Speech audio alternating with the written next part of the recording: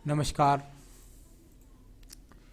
चलिए सबसे पहले चलते हैं कनिष्ठ उंगली के बारे में।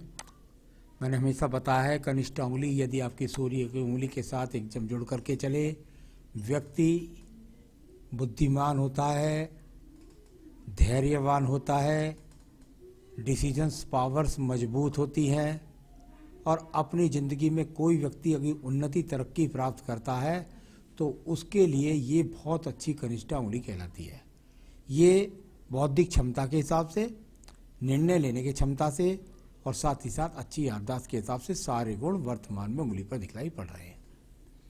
सूर्य की उंगली का निचला हिस्सा बहुत मजबूती के साथ हो जाए, व्यक्ति अपने जिस भी कार्य क्षेत्र में रहता है उसके अंदर अपनी पहचान बना लेता है, साथ ही साथ कार्यों में तरक्की को प्राप्त करता है।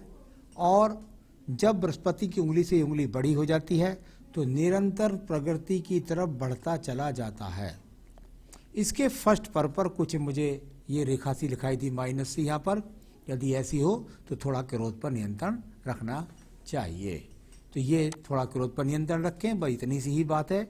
और कुल मिलाकर के किसी भी प्रकार का कोई बदनामी का योग यहाँ पर नीचे की फिंगर्स पर दिखाई नहीं पड़ता। अब बात करता हूँ शनि की उंगली के बारे में।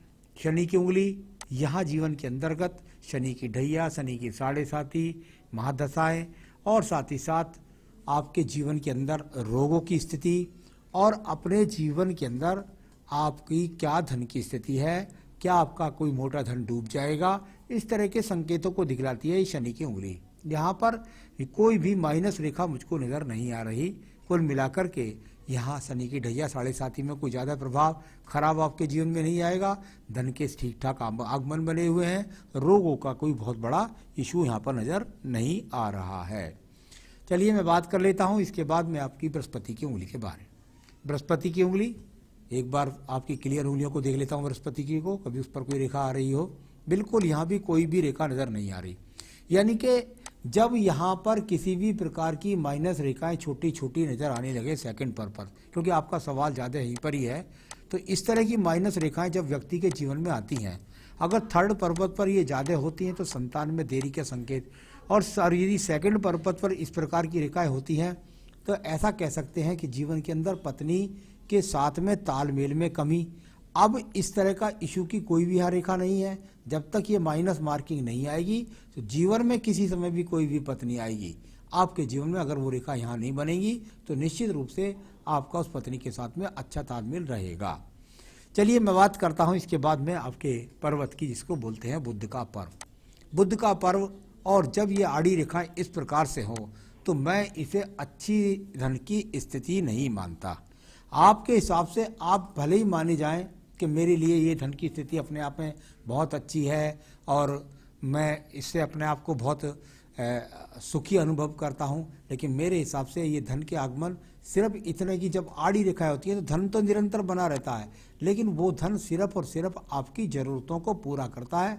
ये इस प्रकार का संकेत दिखलाती है। तो यहाँ पर संकेत सामान्य रूप से संकेत दिखने वाले योग भी हैं। बात करते हैं इसके बाद में आपकी पर्वत की रेखा के बारे में। ये है आपका सूर्य पर्वत और यहाँ इस समय पर कुछ दबा हुआ है। ये सूर्य पर्व थोड़ा सा दब करके चलता है तो राज्य सरकार में यदि व्यक्ति नौकरी में हो तो थोड़ा सा वहाँ दबाव महसूस पड़ता है। कार्य क्षेत्र के व्यक्तियों से व्यक्ति की आपस में तालमेल में थोड़ी सी कमी रहती है, उन लोगों का थोड़ा सा सहयोग कम मिलता है। तो जो भी कार्य क्षेत्र है उसके अंदर लोगों से कुछ सहयोगात्मक रवैये में थोड़ा सा अभी कुछ समय के लिए आपको ऐसा महसूस हो सकता है। यहाँ पर किसी भी प्रकार से कोई राजनीति में सफलता के योग नहीं है और अभी किसी भी प्रकार का कोई बहुत बड़ा प्रमोशन का योग भी दिखाई नहीं देता। चलिए शनि पर्व पर चलता हूँ। भाग्य का पर्व और बहुत बढ़िया रेखाओं के साथ विराजमान है। आपकी भाग्य रेखा तो नीचे से ही आ रही है, लेकिन ये पर्व भाग्य का भी पर्व पढ़ना होगा। केवल यहाँ से ये रेखा आड़ी आए तो व्यक्ति का बड़े बड़े अधिकारियों से सहयोग होता है, और साइड से बृहस्पति की तरफ से ये रेखा लगे त्रिकोण बनाए तो व्यक्ति बुद्धि के द्वारा धन के आगमन बनाता है। कुल मिलाकर ये भाग्य रेखा यहाँ पर आपके पास में, यहाँ भी थोड़ा सा पर्वत दबा हुआ है। पर्वत दबा हो, भाग्य रेखाएं हों, साथ में ट्रेंगल्स बना करके हो, स्थिर नौकरी मिल जाएगी। पर्वत सही है, दबा हुआ पर्वत यहाँ भी इसी बात का इंडिकेशन है जैसा बुध पर्वत की रेखा है। धन है, धन का आगमन भी है, परंतु उससे अपने आप की संतुष्टि नहीं है। तो वो स्थिति है, उसमें थोड़ा सब्र करके रखिएगा। जो भी जहाँ भी जैसा मिल रहा है उसको स्थिरता से करिए और कोई दूसरे माध्यमों से धन कमाने के योग बनाइए। आइए बात करता हूँ बृहस्पति के पर्व के बारे में। बृहस्पति का पर्व, ये रेखाएं आदमी के जीवन के अंदर कट जाए, थोड़ा एक्स का चिन्ह बना दें। एक्स का चिन्ह बड़ा शुभ माना जाता है। व्यक्ति के जीवन के अंदर उधर नहीं चमक रहा, यहाँ पर हल्का सा चमका तो राज्य सरकार से नौकरी दिलाता है। साथ ही साथ व्यक्ति की भक्ति भावना भी होती है और धार्मिक कार्यों में बढ़ चढ़ के काम लगाता है। एक ब्रैकेट्स भी बन रहा है हल्का सा, यानी अपने जीवन में आगे आप निश्चित रूप से स्वयं भी मकान बना पाएंगे। तो ये इस तरह का यहाँ पर योग दिखाई पड़ता है। चलिए मैं बात करता हूँ आपकी हृदय रेखा की। आपने पहले भी मुझसे अपना वॉल्यूम बुलाया है, तो हर बार कुछ ना कुछ नई बातें पैदा होती हैं। तो आइए दिखलाते हैं सबसे पहले आपकी इस रेखा के बारे में। ये रेखा मैंने बताया था आपको, हृदय रेखा अगर बुद्धि रेखा के साथ एक साथ मिल जाए तो इनके क्या क्या योग होते हैं। यहाँ पर ज़्यादा जो योग दिखलाई पड़ता है इस बुद्धि रेखा का, यहाँ पर अगर देखते हैं तो देखिए, जब बुद्धि रेखा हृदय रेखा पर भारी हो जाए, व्यक्ति डिसिप्लिन वाला होता है, व्यक्ति अनुशासन चाहता है। किनसे? अपने परिवार वालों से। हृदय रेखा क्या है? परिवार। अर्धांगिनी की रेखा, अर्धांगिनी की रेखा का मस्तिष्क रेखा उसको इतना दिल से प्रेम करता है कि मन से बहुत ज़्यादा प्रेम करता है, घर वालों को, परिवार वालों को बहुत ज़्यादा प्यार करता है। और वो लोग अगर उसको उसके सिर्फ जो डिसिप्लिन वाली भाषा के मारे अगर वो कुछ परेशान हो जाए तो उनकी बात दूसरी है। बस वो चाहता है कि भाई व्यक्ति चरित्र में सब मेरे तरह एक रहें। अब उनको बहुत मन से ज़्यादा अपने परिवार पे सब कुछ लुटाने के लिए तैयार रहता है। इस तरह की रेखा, यानी कि कुल मिलाकर बुद्धि रेखा, हृदय रेखा एक है आपकी। तो जो मन में है वो ही मुँह पर है, वो ही साफ कह देता है।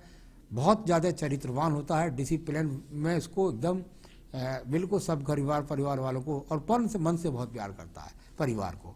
तो ये इस तरह की रेखा का फल यहाँ पर जाना जाता है। आपकी दूसरी बुद्धि रेखा का उदय यहाँ से शुरू होता है।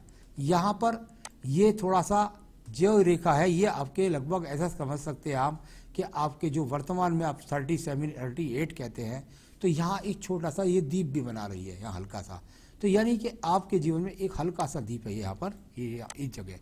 तो ये वो चीज़ है जो यह थोड़ा सा डाउन हो चल रही है, यानी अभी आपको थोड़ा सा हो सकता है कुछ समय के लिए और परेशानी का सामना करना पड़े। जब इस दीप से आप निकल जाएंगे बाहर लगभग 39 पर, उसके बाद आपकी सुचारू रूप से ज़िंदगी चालू हो जाएगी। तो यहाँ से एक बुद्धि रेखा दूसरी है और उसके साथ साथ में सहायक रेखा नीचे लगी हुई है। तो थोड़ा सा यहाँ संघर्ष आपका जीवन में बनेगा। तो अभी 2 साल और लगने वाले हैं आपके जीवन में संघर्ष के। यहाँ पर इसके बाद ये रेखा निकल जाए मंगल पर्व से, यहाँ इस प्रकार की रेखा है, तो व्यक्ति के जीवन के अंदर मुकदमों का, झगड़ों का, झंझटों का सामना करना पड़ता है। यहाँ से जितनी रेखाएं इस प्रकार से अगर खड़ी होने लग जाए तो ये समझिएगा आप कि आपको बहुत जल्दी विजय प्राप्त होने वाली है मुकदमों पर। तो इस प्रकार से भी इसको देखा जाता है। चलिए अब मैं बात करता हूँ इसके बाद में आपके चंद्र पर्वत के बारे में। चंद्र पर्वत यहाँ कुल मिलाकर अभी बहुत सारी रेखाएं हैं, एक्सक्रेसिस करती चलती हैं, एक दूसरे के ऊपर चढ़ कर के चलती हैं, प्रगति करना चाहते हैं, संघर्ष भी है, भाग दौड़ भी है, उन्नति भी है।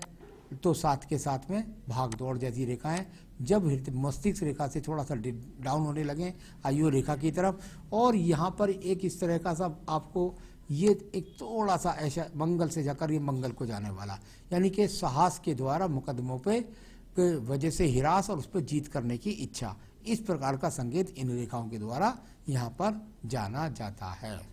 चलिए अब बात करिए नीचे से निकलने वाली सूर्य रेखा के बारे में। कोई यहाँ पर व्यावसायिक रेखा नहीं है। यहाँ आपके जीवन के अंदर ये जो सूर्य रेखा है, इस रेखा के अंदर ये जो रेखा आपकी जा रही है, ये सीधा सीधा संबंध बना रही है आपके सूर्य पर्वत के साथ, यानी कि आपके जीवन के अंदर सम्मान बना रहेगा। और ऐसा भी है कि बिल्कुल जो राज्य सरकार से संबंधित कार्य हैं उनसे लाभ भी मिलेगा और आपका नाम भी होगा, आपकी पहचान भी बनेगी। तो ये वो रेखाएं हैं। इसके बाद देखिएगा आपकी भाग्य रेखा। भाग्य रेखा को यदि आप देखते हैं तो ये मैंने बताया था कि इस जगह यहाँ से लेकर यहाँ तक ये आपके जीवन में ये दूसरा एक तरह से उदय है आपकी। यहाँ आपके जीवन का 37 बनता है और उसके बाद भाग्य रेखा ऊपर की तरफ सही चलती है।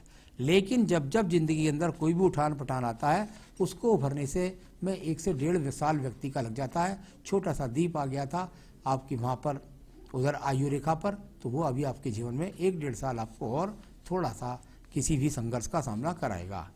तो ये आपकी भाग्य रेखा भी यहाँ पर है, जो बिल्कुल एंड तक चली गई। जीवन के अंतिम समय तक धन के आगमन बने रहेंगे।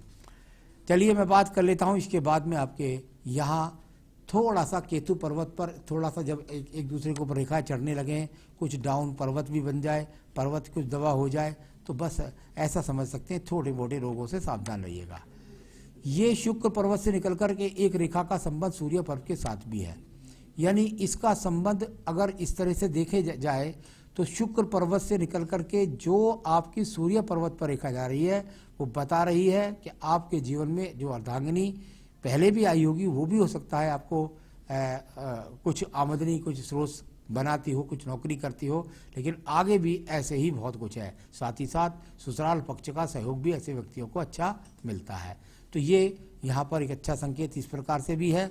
और शुक्र पर यदि देखता हूँ तो काफ़ी चौड़ा है, व्यक्ति के पास पैतृक संपत्ति भी हो सकती है, साथ ही साथ आयु को तो रेखा बढ़ाती ही है। तो कुल मिलाकर के आपका शुक्र पर्वत यहाँ पर ठीक ठाक है, जो आपकी पौरुष क्षमता को अच्छी तरह से उजागर करता है। आइए बात करता हूँ इसके बाद में मैं आपकी आयु रेखा के बारे में। बहुत ही मजबूती के साथ में ये आयु रेखा यहाँ से चलती है। ये दीप यहाँ पर है आपकी 37 तक, और इसके बाद 1-1.5 साल तक और प्रभाव रहने वाला है इस दीप का। और यहाँ ये रेखा मणिबंध के आसपास तक, यानी कुल मिलाकर 78 से 80 वर्ष तक। तो आयु रेखा भी अच्छी है, कोई किसी प्रकार की परेशानी नहीं है। तो ये तो हुआ सब यहाँ पर। एक तरह आपके हाथ से आपके सवालों को दे देता हूँ जवाब में। आपने कहा था कि पहले आपने वॉल्यूम दिखाया था, मैंने ट्रांसफ़र बताया था, वो आपका हो चुका है, तो ये सब आपने मुझे बता दिया है। अभी आपका सवाल ये है मेरे से, आपकी शादी 2016 में हुई थी, उसका आपका फर्स्ट तलाक आप जीत चुके हैं, दूसरा आप जीतना चाहते हैं, तो उस तरह की रेखाएं हैं। यहाँ पर हो सकता है ये वाली सहयोगात्मक रेखा यहाँ स्पष्ट नहीं आ रही है, अगर ये जुड़ गई सूर्य रेखा में तो ये मुकदमे में जल्दी विजय प्राप्त कराती है। तो इस प्रकार की रेखा भी है। खैर, आपने कोई विशेष सवाल नहीं पूछा है, आपने कहा मेरा केस जो है मैंने कहीं से जीत लिया है और फिर वो डबल बेंच के अंदर चल रहा है, और क्या मैं उसमें जीत जाऊंगा। अगर ये रेखा मंगल पर्व से इस तरीके से सूर्य रेखा में मिल जाती है तो व्यक्ति के जीवन के अंदर जीत बहुत जल्दी दर्ज होती है। एक बात, आप किस किस तरीके से पहचान सकते हैं अपने हस्तरेखा के द्वारा कि आपको विजय प्राप्त कितनी जल्दी होने वाली है। यदि आपकी 10 की 10 उंगलियों पर अर्धचंद्र बन जाते हैं, नाखूनों पे पीछे की तरफ यहाँ पर इस प्रकार से अर्धचंद्र 10 की 10 उंगलियों पर हो जाते हैं, तो आप ये निश्चित समझिए कि बहुत जल्दी आप विजय प्राप्त करने वाले हैं। कोई 5-6 उंगलियों पर जा रहे हैं तो इसका मतलब विजय मार्ग की तरफ बढ़ रहे हैं। तो ये इस तरह से आप वहाँ से देख सकते हैं। मंगल पर्वत पर खड़ी रेखाएं बताई थी मैंने, वो दिखाई देने लगे तो, और सारे हाथ पर यदि खड़ी खड़ी रेखाएं ज़्यादा दिखलाई पड़ने लगे तो वो भी जल्दी जीत का दर्ज को दर्शाते हैं। तो कुल मिलाकर निश्चित रूप से मुझे लगता है कि यहाँ पर कुछ ब्रैकेट्स बनाने की प्रयास भी किया है, तो यहाँ जीत तो दर्ज हो जाएगी आपको, उसकी कोई चिंता की बात नहीं है। लेकिन हो सकता है उसमें भी आपको साल भर का समय और लग जाए। तो डाइवोर्स में अभी कम से कम 1 से 1.5 साल का समय लग सकता है, वो दीप ने बताया ज़्यादा अच्छी तरीके से आपके हस्तरेखा में आयु रेखा ने। तो 1 से 1.5 साल का अभी लग सकता है। 3 सेकंड मैरिज होगी या नहीं, सेकंड मैरिज सही होगी क्या? हाँ, बिल्कुल निश्चित रूप से इसमें कोई भी शक नहीं है, आपकी बिल्कुल मैरिज भी होगी दोबारा से, इसमें कोई जरा सा भी दोहरा नहीं है। पर मुझको लगता है अभी करीब 1.5 साल और आपके जीवन में लग जाएगा। 1 से 1.5 साल आपका समय बहुत टिपिकल है, उसमें आप मुकदमों में भी जीत दर्ज करनी है।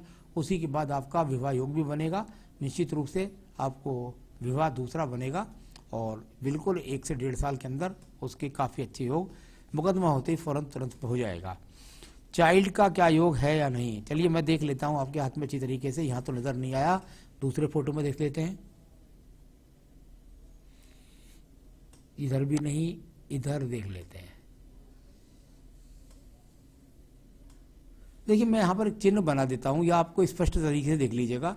यदि आपकी इस रेखा पर यहाँ पर इस प्रकार से ये छोटा सा दीप बन जाते हैं, ये दीप यहाँ इस तरीके से ये ऐसा दीप बनते हैं, तो आप और नज़दीक से देख लीजिएगा, तो ये निश्चित रूप से अगर एक है तो एक संतान और दो है तो दो संतान, ये तो ही आपके हाथ से, बाकी ये पत्नी के हाथ से ज़्यादा पता चलता है। तो कुल मिलाकर के थोड़ा सा जो है ये संतान का योग मुझे लगता है, लेकिन आप और नज़दीकी से अपने पास देख सकते हैं। तो ये आपके बच्चे का योग भी मैंने बता दिया, आपके सारे सवालों के योग भी मैंने बता दिए। अगर आप चाहते हैं कि मुकदमे में जीत आपकी दर्ज हो, तो निश्चित रूप से मैं आपको थोड़ा सा उपाय मैंने जरूर पहले भी बताया होगा, और यदि आप और चाहते हैं कि मुझे जल्दी से जल्दी मुकदमों में जीत दर्ज हो, तो उसके लिए बस मैं एक उपाय आपको और बता देता हूँ, और वो उपाय है सिर्फ और सिर्फ आपको प्रत्येक शनिवार के दिन हनुमान जी के मंदिर में जाइएगा और वहाँ पर बैठ करके सुंदरकांड का पाठ शनिवार के दिन हनुमान जी के मंदिर में जाइएगा, वहाँ उनको 4 लड्डू के बेसन का भोग लगाइएगा, चमेली के तेल का दीपक जलाइएगा, वहाँ बैठ जाइए और सुंदरकांड का पाठ प्रत्येक शनिवार को करिएगा। या कम से कम इसके साथ में प्रतिदिन जो है वो आपको 7 बार हनुमान चालीसा भी पढ़नी चाहिए। तो प्रतिदिन हनुमान चालीसा 7 बार, और शनिवार के दिन वो हनुमान जी के मंदिर में जाकर के आपको सुंदरकांड पढ़ना है। फिर देखिए आप कितनी जल्दी विजय प्राप्त कर लेते हैं। नमस्कार।